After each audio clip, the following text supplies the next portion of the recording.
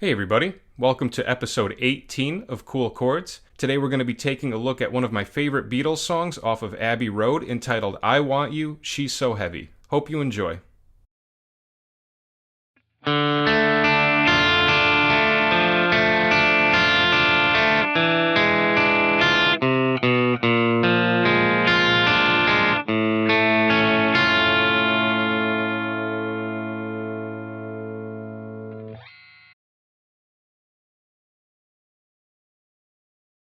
Alright, this is an insane progression.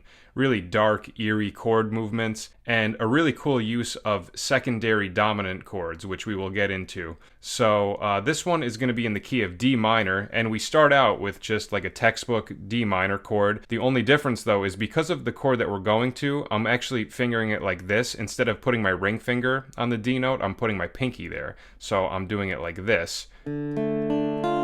And then with the right hand pattern, you do a little arpeggiated.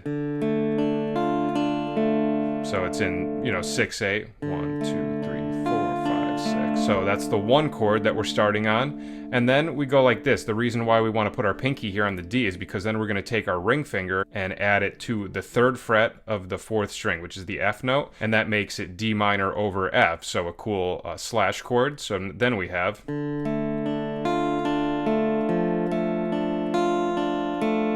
keeping that same 6-note arpeggiated pattern going. And then right here we have this really cool chord, this E7 flat 9. So that's one of the examples of the secondary dominant chord that I was talking about. So a secondary dominant chord is basically just a dominant 7 chord that's not functioning as a 5 chord. So typically you see dominant 7s functioning as 5s, but there are other spots within the scale, depending on what scale you're using and what key you're in. There's other spots where you can use dominant 7 chords that, create a really cool effect. And this is one example of it. So, like I said, we do D minor over F, and then E7 flat 9. So first off, the chord fingering that I'm doing, when I'm going from that D minor over F, all I'm doing is this. I'm taking my ring finger off, and I'm moving my middle finger up a string from where it was, and then I'm just going to flatten my pointer finger across the third, first, and second string, so I'm doing a bar. So the chord movement goes like this. Okay? So E, G sharp, D, F. And this one, for the pattern, you just go, instead of doing a 6-note pattern, you just do 4. Now, in terms of the theory, we're in the key of D minor. The E7 chord, right, we're starting on the 2, so that's a secondary dominant chord. Some people would call that 5 of 5. So what that means is if we're in the key of D minor, the 5 chord is A7, right? So 5 of 5, so A, if we want to find the 5 of A, it would be E, right? So they're closely related, which is why, they still kind of work against each other. So some people would call that the 5 of 5. That's more of kind of like a jazz theory term, so I'm not sure if they were even thinking about this deliberately when they were playing it, or if they were just using their ears.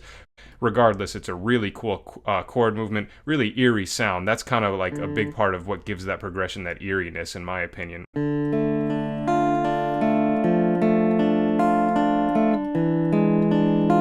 It just adds such a nice little texture to that movement. And then after we do those 4 notes, we go like this. We do another secondary dominant chord, this time on B flat. So after we do that E7 flat 9 pattern, then we go like this. Our ring finger is going to play C on our 5th string, middle finger on B, so a little chromatic down to B flat. Then once we're on B flat, we're just doing like a stock B flat 7 bar chord, which is B flat, F, barring, getting the A flat with your pointer, pinky on D, and then pointer finger on F. So the pattern there, he goes down the first 3 notes, and then jumps up to the 1st string, 2nd string, 3rd string. So now, in terms of the theory right there, once again, we're in the key of D minor, so B flat is our flat 6 chord, right? Normally, you would play major 7 if you're doing 7th chords in a minor key, starting on the flat 6, but this time, they're doing dominant, which is cool, because, once again, that A flat gives it that really eerie sound. And if you look at that in relation to the E7 flat 9 chord, they're very closely related, right? So we have, if you look at the top three notes of that E7 flat 9, it's A flat, D, and F, which is also the top three notes of this B flat 7 chord, right? The only two notes that are changing is this B flat and the F. The top three notes are staying consistent. Right? See, if you go between those two chords, they're very similar, right? And they're a tritone apart intervallically, right? E to B flat is a tritone. So some people, like if you're doing more jazz theory terminology, people would call that a tritone substitution. It's when you take a dominant 7 chord and then you play another dominant 7 chord a tritone away, right? Creates this really cool movement. So now from the beginning we have...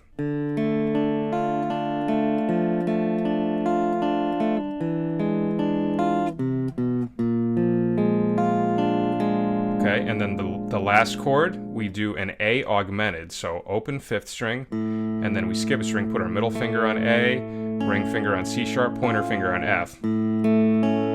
So what augmented means is the major with a sharp 5, right? So major 3rd, sharp 5. So if you look, that's just a regular A chord, but then we raise the E to an F, makes it augmented, right? Which once again just really adds to the eeriness of this progression, right?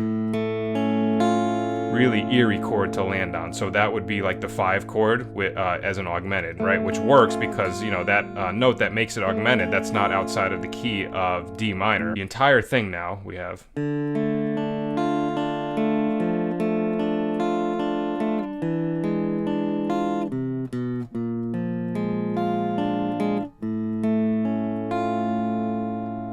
Okay, so a couple of really interesting movements going on there. So we have that D minor chord, then we do the D minor with the F in the bass to get that slash chord movement, and then that secondary dominant starting on the 2. So when you're in a minor key, if you want to get kind of more of an eerie sound, you start on the 2 and make it dominant 7. Any of those. In this instance, they're putting a flat 9 on it as well, which is cool. And then the other cool thing is the secondary dominant chord starting on the flat 6, right? Doing a B flat dominant 7 chord over D minor, and then ending with an augmented chord on the 5. So a lot of different cool ideas that you can try to utilize into some of your own progressions if you want to get more of that dark, eerie kind of sound, which I think this progression is just like a prime example of that. I mean, as soon as I heard this, I was like, wow, that just sounds so interesting and so dark and mysterious. And, you know, one of my all-time favorite songs from Abbey Road. I mean, just such a classic. So, yeah, that's it. That's our episode for this week. Hope you enjoyed it, and I hope you learned something. And I will see you guys at the next video. Take care.